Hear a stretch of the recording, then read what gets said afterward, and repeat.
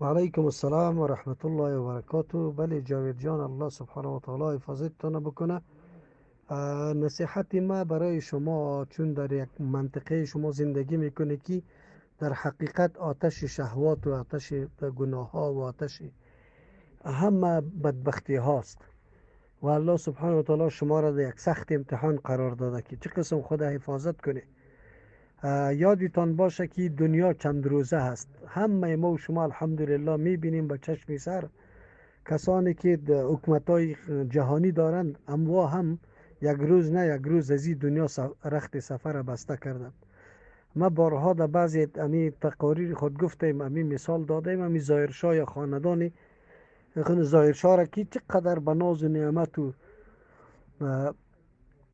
نزاکت ها و زندگی میکردند.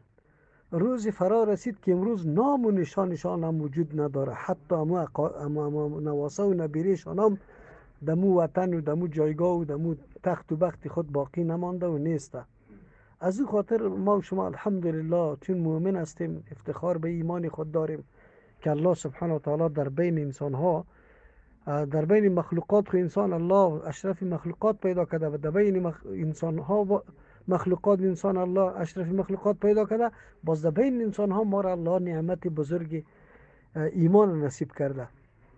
باز در بین نعمت ایمان، عقیده صحیح، توحید که انسان پابند دستورات کتاب الله و سنت رسول الله صلی الله علیه و سلم باشه، این دیگه یک نعمت بزرگ است که الحمدلله نصیب شما شده. من دیگه نصیحت ندارم، فقط اینمی نصیحت دارم که بسیار اونجا از احتیاط کار بگیری، پابند نمازایتان و همچنان حجاب و طریقه های سنت رسول الله صلی الله علیه و سلم، یعنی پابند تمام موضوعات دینیتان باشه.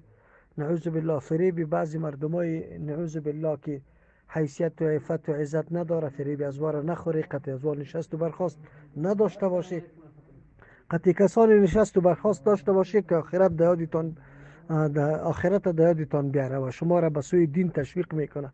سر کاریتان باید به اون مردم باشه، چرا که نشست و برخاست دوست سر انسان بسیار تاثیر میکنه.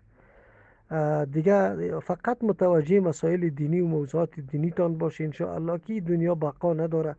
یک روز نه یک روز از اینجا رفته نیستیم. هر کدام ما اینمی قسم بینم تمام کاروایه و اعمال ما و شما ثبت شده رایست در روز قیامت الله ورق ما را پس بر ما اینمی رقم نشان میده. نشوه که انسان خجالت باشه، نعوذ بالله. از او خاطر نصیحت من اینمی قدر است که پابندی دینتان بکنی، همو شرافت و حیثیت و عزت دینتان نگاه کنی، الله شما را حفاظت کنه. همچنان همسرتان الله سبحانه و تعالی توفیق بیشتر نصیب کنه، چون شما وری شوهر داشته باشه حتما همسرتان هم ان شاء الله مطابق شما و موافق شما، چون شما لباس از او و او لباس شما است. زندگی شما فقط توسط شما خوشحال و درست میشه. ان شاء الله که هر دویتان متوجه مسائل دینتان باشه، هر کدام از یکی دیگه تان پیشی بگیری در عملی کردن حکم الله سبحانه و تعالی و عملی کردن سنت رسول الله صلی الله علیه و سلم. به الله قسم که تمام عزت و نیکبختی فقط در تابعداری دین الله سبحانه و تعالی است. جزاكم الله خيرا وبارك في عمرك.